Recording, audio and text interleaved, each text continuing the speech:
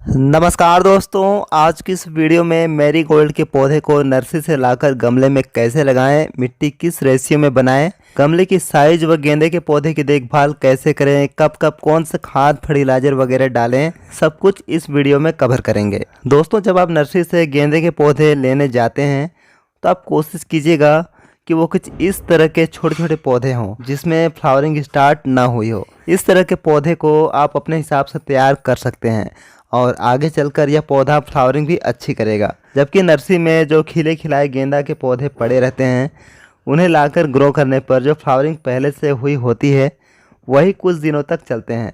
फिर पौधा फ्लावरिंग करना या तो बंद कर देता है या फिर बहुत ही कम फ्लावरिंग करता है और ग्रोथ भी अच्छी नहीं करता है। इसका रीज़न यह होता है कि एक तो पौधे की लाइफ काफ़ी निकल चुकी होती है और दूसरा नर्सरी वाले जल्दी फूल खिलाने के लिए केमिकल फर्टिलाइज़र डाल कर पौधे को इसकी लत लगा देते हैं और जब हम उन्हें घर लाकर ऑर्गेनिक वे में ग्रो करते हैं तो वो अच्छा रिस्पॉन्स नहीं करता है, अच्छा आउटपुट हमें नहीं मिलता है। और तीसरा रीज़न, नर्सरी में पौधे कच्ची ज़मीन में रखे होते हैं, इस वजह से भी वो अच्छी हेल्दी ग्रोथ करते हैं, जबकि उन्हें घर लाकर गमले में लगाने पर उन्हें एडजस्ट बैठाने में भी काफ़ी टाइम लग जाता है। तो यह भी एक रीज़न होता है पौधे की अच्छी ग्रोथ और फ्लावरिंग ना करने का। इसके अलावा और भी कुछ रीज़न हो सकते हैं, लेकिन छोटे छोटे सैपलिंग्स लाकर ग्रो करने पर हमारे पास काफ़ी टाइम होता है कि हम उसे अपने हिसाब से तैयार कर सके, चाहे उसे केमिकली ग्रो करना हो या ऑर्गेनिकली या फिर इन दोनों के कॉम्बिनेशन से, यानी दोनों फर्टिलाइजर को डालकर सभी तरह से हम इन्हें ग्रो कर सकते हैं। दोस्तों, रिपोर्टिंग के बाद मैं यहाँ पर इसके हेड पार्ट को कट कर दूंगा। ऐसा करने पर यह लंबी हाइट में ना जाकर बूसी शेप में ग्रो करेगा। नीचे जितनी भी लीफी नोट हैं वहाँ से न्यू ग्रोथ होगी और पौधा ज़्यादा घना हो जाएगा और फ्लावर्स भी ज़्यादा प्रोड्यूस करेगा। यह पहला अपडेट रिपोर्टिंग के 20 दिनों के बाद का है और आज इसमें कुछ फर्टिलाइज़र ऐड करेंगे जिसमें ऑर्गेनिक और इनऑर्गेनिक दोनों ही फर्टिलाइज़र शामिल रहेंगे, क्योंकि रिपोर्टिंग के बाद अब तक इसमें कोई भी फर्टिलाइज़र नहीं डाला गया है। रिपोर्टिंग के समय सॉइल मिक्स में जो खाद ऐड किया गया होता है वही अगले 20 से 22 दिनों तक के लिए पर्याप्त रहता है। और चूंकि रिपोर्टिंग को अब 20 दिन हो चुके हैं, इसलिए अब इसमें कुछ फर्टिलाइजर डालेंगे ताकि ग्रोथ और फ्लावरिंग बूस्ट हो सके। पौधे को यहाँ से अधिक न्यूट्रिशंस की ज़रूरत पड़ेगी क्योंकि अब कलियाँ आने लगी हैं और खिलनी भी स्टार्ट हो गई है। पहली जो खाद है वो है गोबर की खाद, जो अच्छी तरह सड़ी हुई और सूखी हुई होनी चाहिए। इसकी मात्रा 2 मुट्ठी के करीब रहेगी। गोबर की खाद में सभी तत्व पर्याप्त मात्रा में पाए जाते हैं। इसके बाद 1/3 चम्मच के करीब लेना है एप्सम सॉल्ट यानी मैग्नीशियम सल्फेट।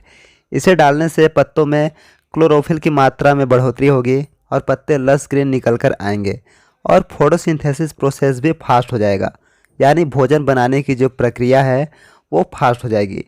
इस तरह से पौधे की ग्रोथ और फ्लावरिंग भी बूस्ट हो जाएगी। दोस्तों, अगर आप गेंदे के पौधे से जल्दी फ्लावरिंग चाहते हैं तो उसे आप 8 इंच तक के पॉट में ग्रो करें। छोटा पॉट रूट से जल्दी भर जाएगा और पौधा जल्दी फ्लावरिंग करेगा।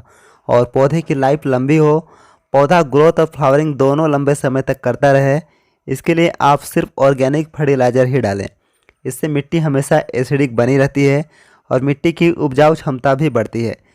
वहीं दूसरी ओर अगर आप जल्द से जल्द और एक साथ अधिक मात्रा में फूल खिलाना चाहते हैं तो आप केमिकल फर्टिलाइज़र डाल सकते हैं। इससे पौधा गमला भर भर कर फ्लावरिंग तो कर देगा, लेकिन कम दिनों के लिए। केमिकल फर्टिलाइज़र पौधे की लाइफ को प्रभावित करते हैं। दोस्तों, गोबर की खाद के अलावा आप मस्टर्ड केक का लिक्विड फर्टिलाइज़र भी महीने में 2 बार तक डाल सकते हैं। मस्टर्ड केक यानी सरसों की खली की तरल खाद से पौधा ज़बरदस्त ग्रोथ करता है। हाई नाइट्रोजन का सोर्स होने की वजह से पत्तियाँ भी लस ग्रीन निकल कर आती हैं और ज़बरदस्त फोलिएज हमें देखने को मिलता है। गोबर की खाद डालने के अगले 15 दिनों के बाद आप सरसों की खली की तरल खाद डाल सकते हैं। फिर अगले 15 दिनों के बाद आप गोबर की खाद डाल सकते हैं।